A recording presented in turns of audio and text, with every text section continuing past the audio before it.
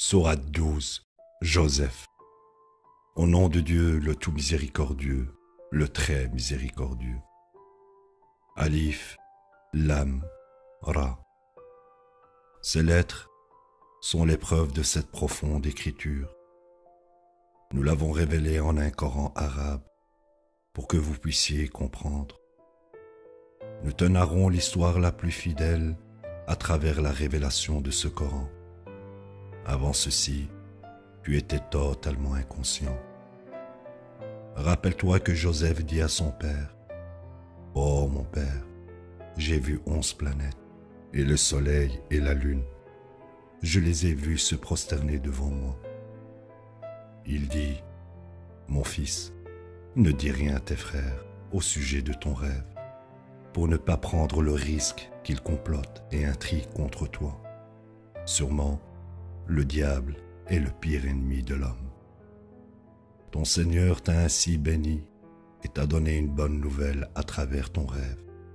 Et il a parfait ses bénédictions sur toi et sur la famille de Jacob, comme il l'a fait pour tes ancêtres Abraham et Isaac avant cela. Ton Seigneur est omniscient, le plus sage. En Joseph et ses frères, il y a des leçons pour les chercheurs. Ils dirent, Joseph et son frère sont favorisés par notre père, et nous sommes en majorité. Assurément, notre père est profondément égaré. Tuons Joseph, ou bannissons-le, afin que vous puissiez avoir de l'attention de la part de votre père. Après, vous pourrez être des gens droits. L'un d'eux dit, ne tuez pas Joseph, jetons-le dans l'abîme du puits. Peut-être qu'une caravane pourra le recueillir, si c'est ce que vous décidez de faire. Ils dirent, notre père, pourquoi ne nous confies-tu pas Joseph? Nous prendrons bien soin de lui. Envoie-le demain avec nous pour courir et jouer. Nous le protégerons.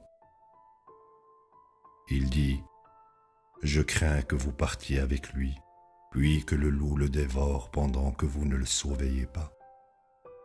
Ils dirent, en vérité, si le loup le dévore avec tant d'entre nous autour, alors nous sommes vraiment des perdants. Quand ils partirent avec lui et décidèrent unanimement de le jeter dans l'abîme du puits, nous lui avons inspiré, un jour, tu leur raconteras tout ceci, alors qu'ils n'en ont pas idée. Ils revinrent auprès de leur père dans la soirée, en pleurant. Ils dirent, notre père, nous sommes allés faire la course les uns avec les autres, en laissant Joseph avec notre équipement, et le loup l'a dévoré. Tu ne nous croiras jamais, même si nous disons la vérité. Ils présentèrent sa chemise tachée de faux sang. Il dit, en vérité, vous avez conspiré les uns avec les autres pour perpétrer une certaine intrigue. Tout ce que je peux faire, c'est de recourir à une quiète patience. Puisse Dieu m'aider face à votre conspiration. Une caravane passa non loin de là et envoya aussitôt son porteur d'eau. Il laissa tomber son seau, puis dit, « Quelle chance, il y a un garçon ici. » Ils le prirent comme marchandise et Dieu était pleinement conscient de ce qu'il faisait. Ils le vendirent à un prix dérisoire pour quelques dirhams, car il n'avait aucun besoin de lui. Celui qui l'acheta en Égypte dit à sa femme, « Prends bien soin de lui. Peut-être qu'il peut nous aider, ou peut-être que nous pouvons l'adopter. » Nous avons ainsi établi Joseph sur terre, et nous lui avons enseigné l'interprétation des rêves. L'ordre de Dieu est toujours exécuté, mais la plupart des gens ne savent pas. Quand il atteignit la maturité, nous l'avons doté de sagesse et de savoir. Nous récompensons ainsi les justes. La maîtresse de maison où il vivait essaya de le séduire.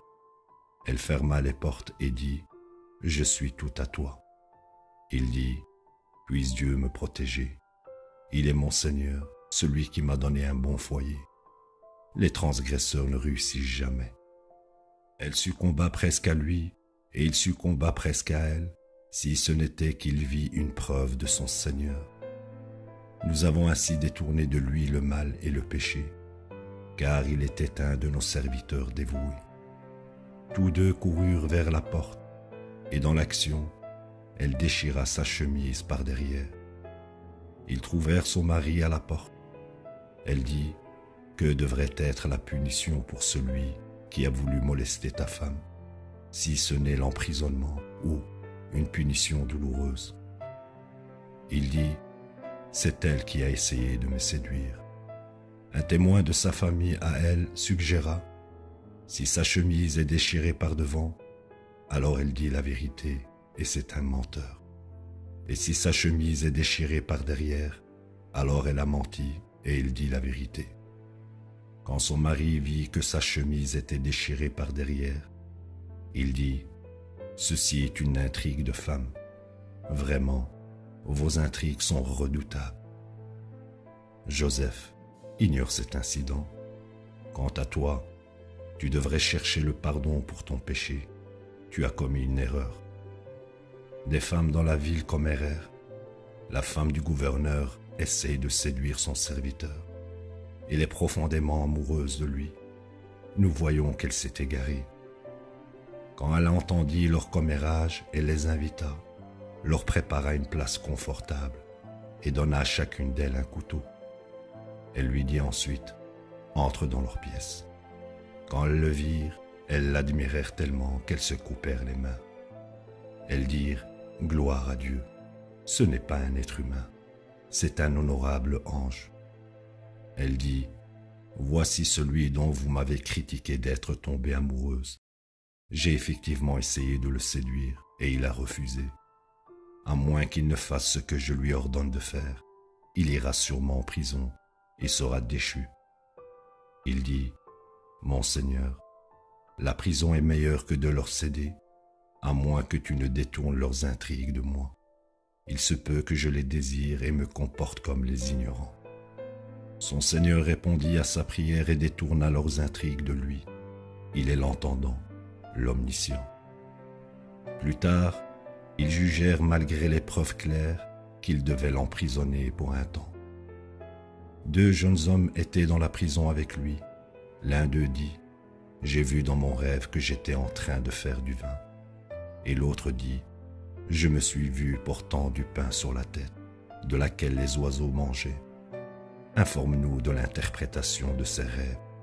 Nous voyons que tu es droit. » Il dit, « Si de la nourriture vous est procurée, je peux vous en informer avant que vous ne la receviez. Ceci fait partie du savoir dont m'a comblé mon Seigneur. J'ai abandonné la religion des gens qui ne croient pas en Dieu. Et en ce qui concerne l'au-delà, ils sont vraiment des mécréants.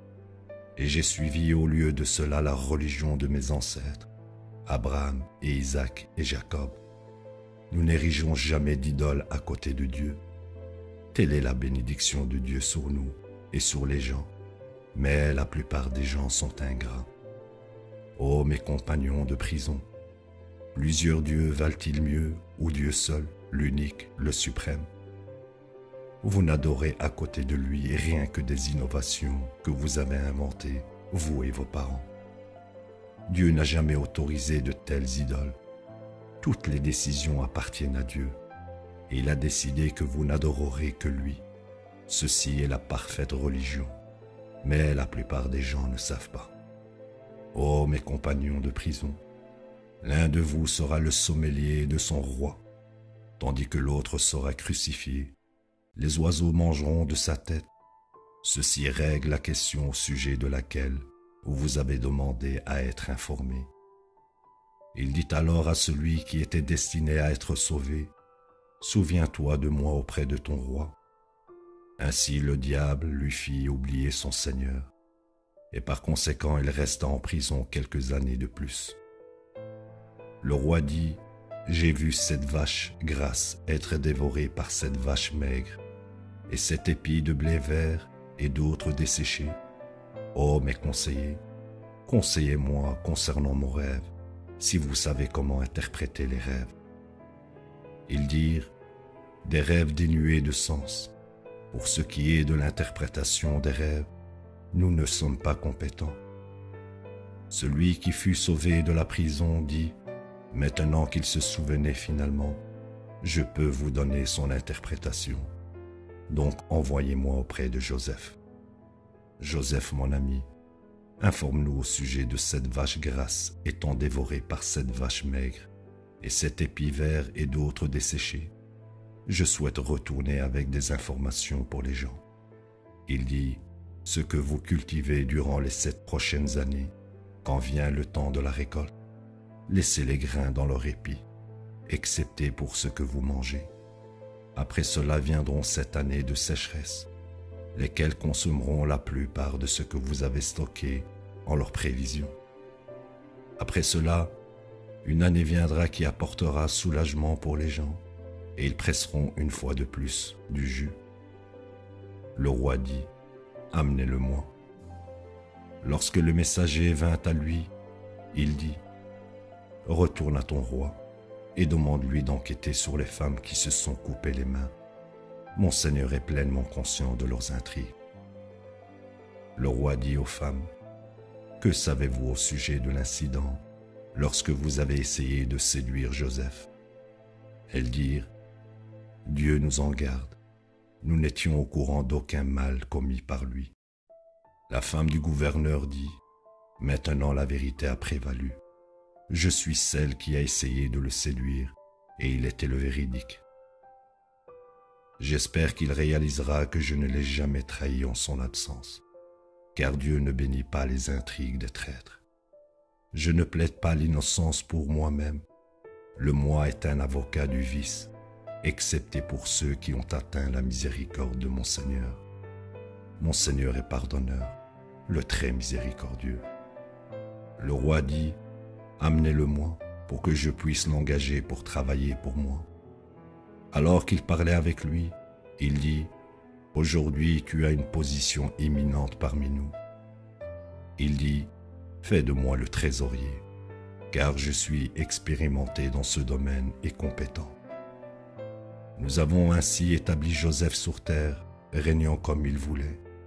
Nous couvrons de notre miséricorde quiconque nous voulons, et nous n'échouons jamais à récompenser les justes. De plus, la récompense dans l'au-delà est meilleure encore pour ceux qui croient et mènent une vie droite. Les frères de Joseph vinrent. Quand ils entrèrent, il les reconnut, tandis que eux ne le reconnurent pas. Après qu'il leur eut fourni leurs provisions, il dit, la prochaine fois, amenez avec vous votre demi-frère. Ne voyez-vous pas que je donne la pleine mesure et vous traite généreusement? Si vous échouez à me l'amener, vous n'aurez aucune part venant de moi. Vous ne vous approcherez même pas. Ils dirent, nous négocierons avec son père à son sujet. Nous ferons sûrement cela. Il chargea alors ses assistants, remettez leurs biens dans leurs sacs. Lorsqu'ils les trouveront à leur retour dans leur famille, ils pourraient revenir plus tôt.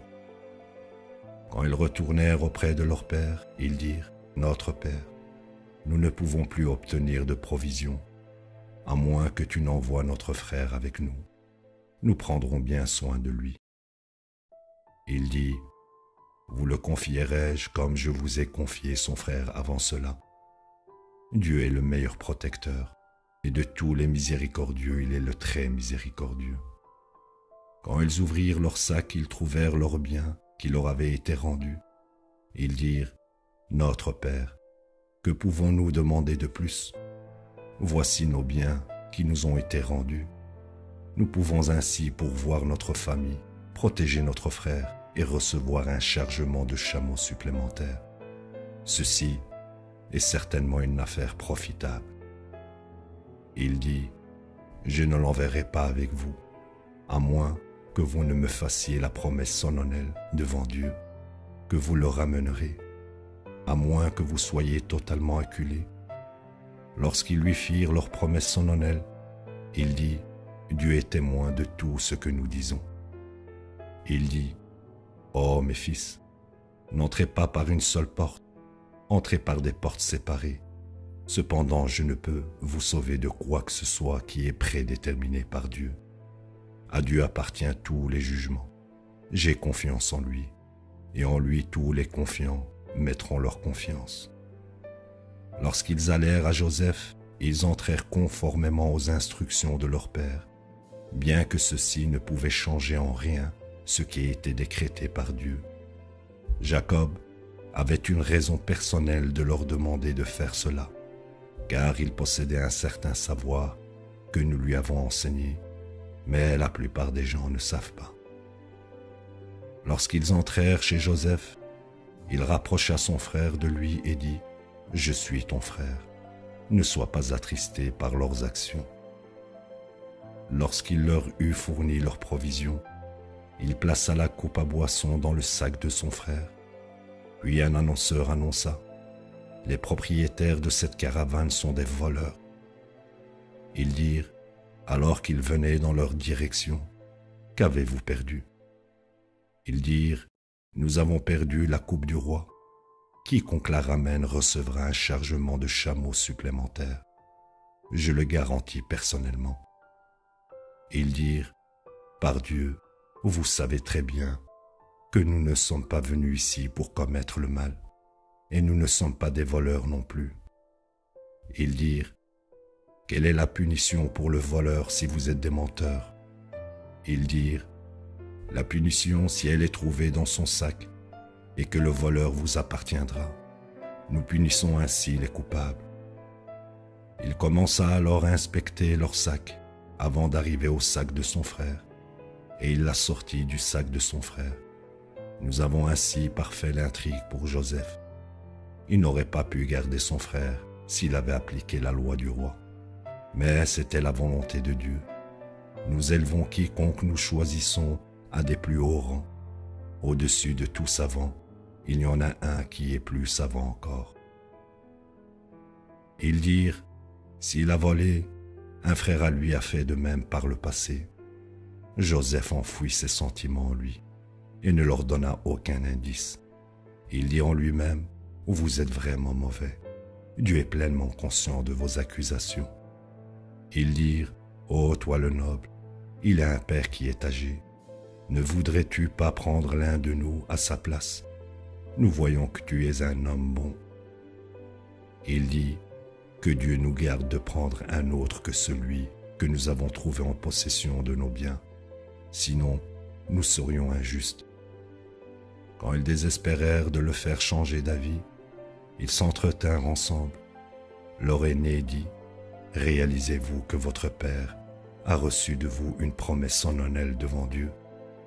Dans le passé, vous avez perdu Joseph. Je ne quitterai pas cet endroit avant que mon père ne m'en donne la permission, ou avant que Dieu ne juge pour moi. Il est le meilleur juge.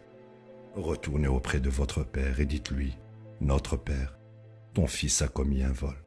Nous en sommes sûrs, parce que ceci est ce dont nous avons été témoins. C'était un événement inattendu. Tu peux demander à la communauté où nous étions et à la caravane qui est revenue avec nous. Nous disons la vérité. » Il dit : « En vérité, vous avez conspiré pour réaliser une certaine intrigue. Une quiète patience est mon seul recours. Puisse Dieu me les ramener tous. Il est l'omniscient, le plus sage. » Il se détourna d'eux en disant : « Je pleure, Joseph. » Ses yeux devinrent blancs d'avoir tant pleuré. Il était profondément triste. Ils dirent : « Par Dieu, tu continueras à pleurer, Joseph, jusqu'à ce que tu tombes malade ou jusqu'à ce que tu meurs. » Il dit : « Je me plains simplement à Dieu au sujet de mon dilemme et de mon chagrin, car je sais de Dieu ce que vous ne savez pas. Oh, mes fils, allez chercher Joseph et son frère, et ne désespérez jamais de la grâce de Dieu. Personne ne désespère de la grâce de Dieu, excepté les gens qui mécroient. » Quand ils entrèrent dans les quartiers de Joseph, ils dirent : « Ô toi le noble, nous avons souffert de nombreuses épreuves difficiles avec notre famille, et nous avons apporté des marchandises de qualité inférieure. Mais nous espérons que tu nous donneras la pleine mesure et seras charitable envers nous. Dieu récompense les charitables. » Il dit : « Vous rappelez-vous de ce que vous avez fait à Joseph et son frère quand vous étiez ignorants ? » Ils dirent : « Tu dois être Joseph. » Il dit : « je suis Joseph et voici mon frère. Dieu nous a bénis.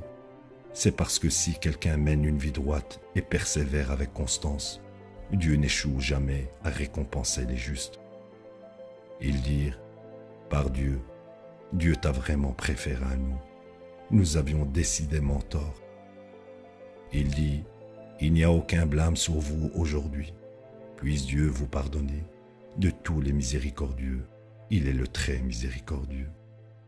Prenez ma chemise, et quand vous la jeterez au visage de mon père, sa vision sera rétablie. Amenez toute votre famille et revenez auprès de moi. » Avant même que la caravane ne soit arrivée, leur père dit, « Je peux sentir l'odeur de Joseph. Quelqu'un m'éclairera-t-il » Ils dirent, « Par Dieu, tu es encore dans ton ancienne confusion. » Quand le porteur de la bonne nouvelle arriva, il jeta la chemise sur son visage, après quoi sa vision fut rétablie.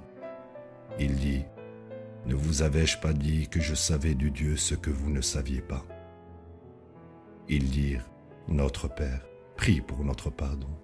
Nous avions vraiment tort. » Il dit, « J'implorerai mon Seigneur de vous pardonner. Il est le pardonneur, le très miséricordieux. » Quand ils entrèrent dans les quartiers de Joseph, il embrassa ses parents en disant, « Bienvenue en Égypte. Si Dieu le veut, vous serez en sécurité ici. » Il éleva ses parents sur le trône. Ils tombèrent prosternés devant lui. Il dit, « Ô mon Père, ceci est l'accomplissement de mon vieux rêve. Mon Seigneur l'a réalisé. Il m'a béni, m'a délivré de la prison et vous a mené du désert après que le diable ait semé la discorde entre moi et mes frères. Mon Seigneur est le plus bon, envers qui il veut. Il est le savant, le plus sage. Mon Seigneur, tu m'as donné la royauté et m'as enseigné l'interprétation des rêves. Initiateur des cieux et de la terre, tu es mon Seigneur et maître dans cette vie et dans l'au-delà. Laisse-moi mourir en soumis et compte-moi avec les justes. Ceci sont des nouvelles du passé que nous te révélons. Tu n'étais pas présent quand ils prirent leur décision unanime de jeter Joseph dans le puits, alors qu'ils conspiraient ensemble. La plupart des gens, quoi que tu fasses, ne croiront pas. Tu ne leur demandes pas d'argent, tu délivres simplement leur rappel pour tous les gens. Tant de preuves dans les cieux et la terre leur sont données, mais ils passent devant elles sans faire attention. La majorité de ceux qui croient en Dieu ne le font pas sans commettre l'idolâtrie. Ont-ils la garantie qu'un châtiment accablant venant de Dieu ne les frappera pas, ou que l'heure ne viendra pas à eux soudainement quand ils s'y attendent le moins? Dis, ceci est mon chemin. J'invite à Dieu sur la base d'une preuve claire, et ceux qui me suivent font de même. Que Dieu soit glorifié. Je ne suis pas un adorateur d'idoles. Nous n'avons envoyé avant toi que des hommes que nous avons inspirés, choisis parmi les gens de différentes communautés. N'ont-ils pas parcouru la terre et vu les conséquences pour ceux d'avant eux? La demeure de l'au-delà est de loin meilleure pour ceux qui mènent une vie droite. Comprendriez-vous alors? Jusqu'quand les messagers désespèrent et pensent qu'ils ont été rejetés, notre victoire vient à eux. Nous sauvons alors quiconque nous choisissons, tandis que notre châtiment pour les gens coupables est inévitable. Dans leur histoire, il y a une leçon pour ceux qui possèdent de l'intelligence. Ceci n'est pas un hadith fabriqué. Ceci, le Coran confirme toutes les écritures précédentes, fournit les détails de toutes choses, et une lumière et une miséricorde pour ceux qui croient. La ilaha illallah.